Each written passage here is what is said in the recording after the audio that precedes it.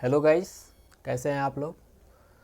UP board जो है class 10 math NCERT को हल किया जा रहा था और इसमें जो है कि प्रश्नावली 1.1, 1.2 हो चुका है। प्रश्नावली 1.3 को हल किया जाएगा। इसमें क्या जो पहला सवाल है, इसमें पहला सवाल यही बोला गया है कि सिद्ध कीजिए कि कड़ी में 5 एक अपरिमेय संख्या है।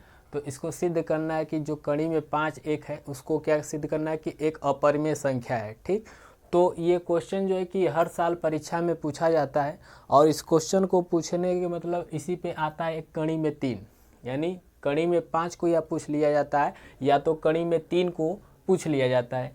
तो ये जो है कि इस क्वेश्चन को VI यानी वेरी इंपॉर्टेंट क्वेश्चन है और इसको जो है कि याद रखिएगा कैसे लगाने का तरीका होता है और उसी पे बात करेंगे।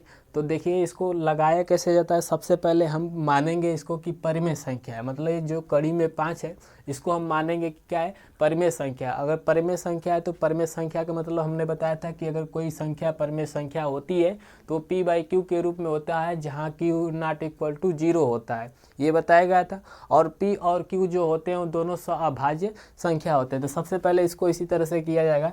लिखेंगे सबसे पहले माना कड़ी में 5 एक परिमेय संख्या है, परिमेय संख्या है।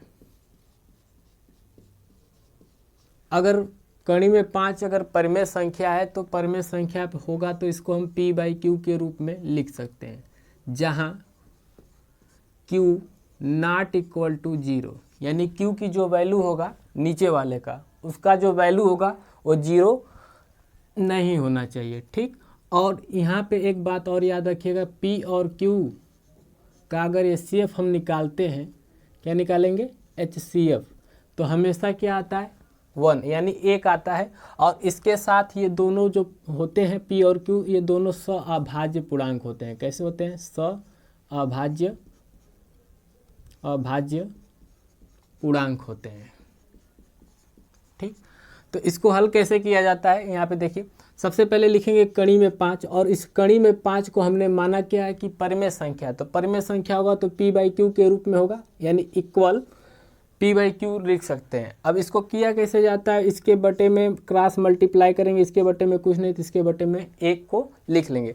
अब इसमें तिरछा गुणा करेंगे, इसका गुणा इसमें, इसका गुणा इसके साथ, तो गुणा करेंगे तो P में यहाँ पे P मिलेगा। फिर उसके बाद जो है कि यहाँ पे कड़ी में 5 और यहाँ पे क्या मिलेगा, Q मिलेगा। कड़ी में 5 Q मिलेगा। अब जो है कि इसके बाद हम लोगों को करना क्या रहता है कि दोनों पक्षों का वर्ग करना रहता है। तो यहाँ पे लिखेंगे कि वर्ग करने पर, क्या करना है, वर्ग करने पर। जब हम वर्ग करेंगे तो यहाँ पे मिलेगा P² बराबर, और ये कड़ी में 5 Q का स्क्वायर हो जाएगा। अब इसका स्क्वायर करेंगे तो P² बराबर, अब कोई भी कड़ी में संख्या रहती है अगर उसका वर्ग किया जाता है तो कड़ी से बाहर सिर्फ निकल के वो संख्या हमें प्राप्त होता है, कड़ी हट जाता है। ठीक, तो ये जो कड़ी यहाँ से हट जाएगा, 5 ही मिलेगा और यहाँ पे मिलेगा Q²। ठीक, ये P² = हमारा कितना आ गया, 5Q², और इसे इक्वेशन नंबर 1 यानी समीकरण 1 बना लेंगे। फिर उसके बाद जो है कि ये इधर है तो इसको इस तरह से लिख सकते हैं, यहाँ पे भाग चली जा सकती, तो लिख सकते हैं कि चूंकि P² 5 से, जो P² है 5 से क्या है, विभाजित है, तो यहाँ पे लिख लेंगे कि विभाजित है, ये विभाजित है। तो इसलिए P भी 5 से विभाजित होगा। ठीक, ये इस तरह से कर लेना है। फिर उसके बाद आगे देखेंगे कैसे किया जाएगा। तो अब जो है कि ये प्रक्रिया होती है, लिखेंगे अब हम करते क्या है, हम लोग मतलब इस एक तरह से प्रक्रिया होती है, इसको लिखेंगे कि P बराबर, क्या लिखेंगे, P बराबर 5R यानी 5R। अब जो है कि इतना लिखने के बाद फिर से हम करते क्या है कि दोनों पक्षों का वर्ग करते हैं। क्या करेंगे, दोनों पक्षों का वर्ग करने पर। तो यहाँ पे हम लिख लेंगे कि दोनों पक्षों का वर्ग करने पर या वर्ग करने पर। जब हम वर्ग करेंगे तो यहाँ पे मिलेगा P² और यहाँ पे मिल जाएगा 5 आर पूरे का क्या हो जाएगा, स्क्वायर हो जाएगा, पूरा का क्या हो जाएगा, स्क्वायर हो जाएगा। फिर उसके बाद जो है कि यहाँ पे इसको हल किया जाएगा तो पी स्क्वायर बराबर इसका करेंगे तो 25 होगा और इसका कितना होगा, आर स्क्वायर हो जाएगा। अब यहाँ पे एक चीज़ और ध्यान में रखेंगे कि पी स्क्वायर की वैल्यू हमें मिला है तो यहाँ पे लिखेंगे इक्वेशन 1 से, इक्वेशन 1 से पी की वैल्यू जो मिला है यानी समीकरण 1 है, यहाँ पे लिख लीजिए समीकरण 1। तो समीकरण 1 से जो है कि पी की वैल्यू क्या मिला है, 5 क्यू स्क्वायर मिला है, तो यहाँ पे लिख लेंगे 5 और क्यू स्क्वायर बराबर कितना हो जाएगा यहाँ पे 25 आर स्क्वायर। अब यहाँ पे क्यू स्क्वायर को इधर ही रहने देंगे और इसको लेके जाएंगे इधर। तो यहाँ पे होता क्या है कि ये जो गुणे में है इधर बराबर के इधर जाएगा तो बटे में जाएगा, ये बात ध्यान में रखिएगा। जब भी कोई चीज़ गुणे में रहती है बराबर के इधर या उधर जाती है तो कहाँ पे जाता है, भागे में जाता है। तो इस तरह से लिख सकते हैं कि 25 आर स्क्वायर बटे में 5 और इसको काटेंगे तो ये क बार में कट जाएगा, 5 बार में कट जाएगा। फिर उसके बाद लिखेंगे क्यू स्क्वायर बराबर 5 आर स्क्वायर, कितना हो जाएगा 5 आर स्क्वायर। अब जो है कि ये भी हो गया ये, तो इसको इस तरह से फिर से लिख सकते हैं कि चूंकि क्यू स्क्वायर 5 से क्या है, विभाजित है, विभाजित है, इसलिए क्यू भी 5 से विभाजित होगा, विभाजित होगा। ठीक, इतना हो जाने के बाद अब ये जो है कि हमें पता क्या है कि P और Q का जो HCF आता है हमेशा जो है कि 1 आता है। तो यहाँ पे लिख सकते हैं कि P व Q 5 से क्या है, विभाजित है। P व Q दोनों 5 से क्या है, दोनों 5 से विभाजित है, विभाजित है। अतः जो HCF होता है P व Q का हमें पता है कि 1 होता है, लेकिन यह 1 मतलब वो 1 के बराबर नहीं है। तो इसलिए हमारा जो है कि ये अपर में मतलब अपर में संख्या होगा। और लास्ट में यही हम लिख रहे हैं कि अतः हमारी अवधारणा, यहाँ पे लिख लेंगे इधर नीचे यहीं से कि अतः हमारी अवधारणा विरोधाभास प्रकट होती है, इसलिए कणी में 5 एक अपरिमेय संख्या है, अपरिमेय संख्या है। बस इतना ही इसमें किया जाता है। और जो है कि देखिए, तो ये जो है कि P और Q दोनों 5 से विभाजित है, ये बात यहाँ पे लिखा है कि P और Q दोनों 5 से विभाजित हैं। अतः जो है कि HCF जो P और Q का जो है कि हमें 1 आना चाहिए, तो लेकिन यहाँ पे 1 नहीं आएगा। 5 से विभाजित मतलब भाग लगाएंगे तो HCF हमारा कभी भी 1 नहीं आ सकता है। और इसी तरह से लिख सकते हैं कि अतः हमारी अवधारणा यानी जो हमने माना था वो क्या हुआ, विरोधाभास प्रकट हुआ, इसलिए कणी में 5 एक अपरिमेय संख्या है। इस सवाल को देख लीजिएगा, बहुत ही इम्पोर्टेंट सवाल है, परीक्षा में हर साल पूछा जाता है कणी में 5 या कणी में 3। तो क्वेश्चन नंबर हम लोगों का जो दूसरा है कि सिद्ध कीजिए कि कणी में 3 + 2 कणी में 5 एक अपरिमेय संख्या है, इसको भी सिद्ध करना है।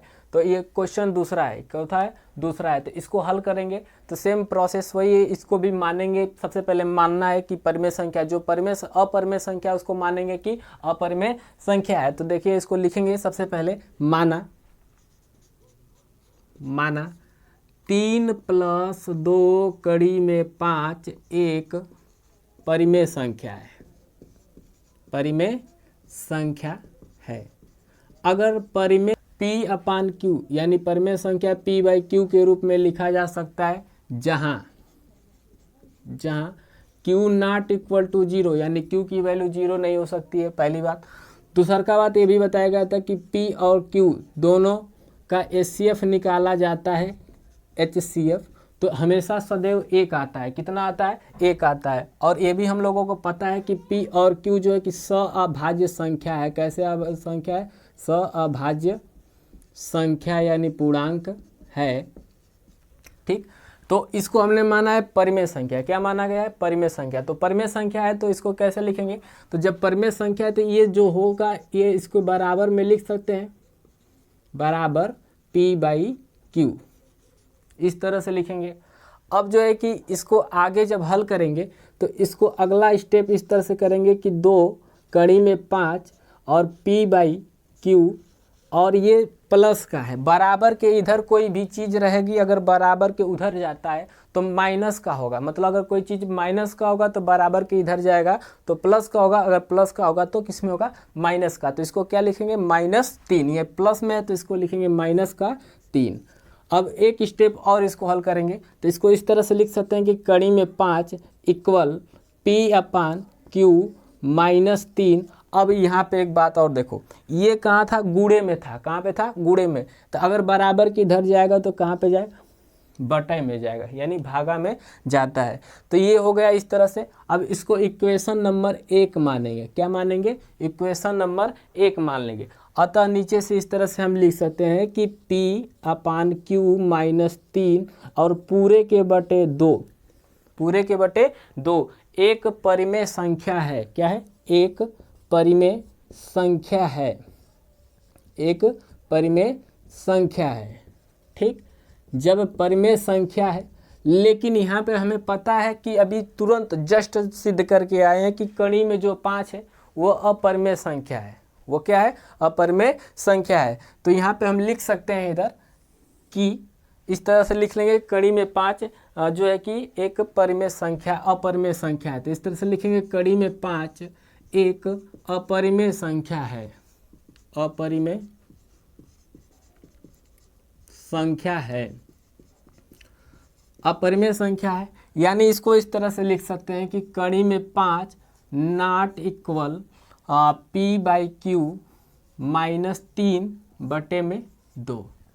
यानी ये इधर जाएगा तो जो है कि एक परिमेय संख्या है, अपरिमेय संख्या है। अगर इनके साथ परिमेय संख्या के साथ अपरिमेय संख्या का गुणा भाग किया जाता है तो वो संख्या अपरिमेय संख्या ही होती है। तो इसका मतलब ये भी जो हमने माना था वो भी क्या हुआ? विरोधाभास प्रकट हुआ। अतः इस तरह से हम लिख सकते हैं, अतः हमारी अवधारणा इस तरह से कि अतः हमारी अवधारणा विरोधाभास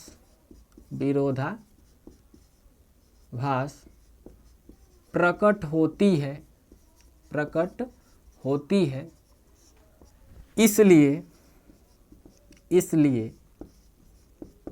3 + 2 कड़ी में 5 एक अपरिमेय संख्या है, अपरिमेय संख्या है। ठीक, अपरिमेय संख्या है। तो ये भी सवाल हम लोगों का हो चुका है। इसी तरह से करना रहेगा। नेक्स्ट सवाल जो क्वेश्चन नंबर 3 और मतलब क्वेश्चन 3 में जो पार्ट्स बचे हुए हैं अगली वीडियो में आएगा। और जो है कि वीडियो को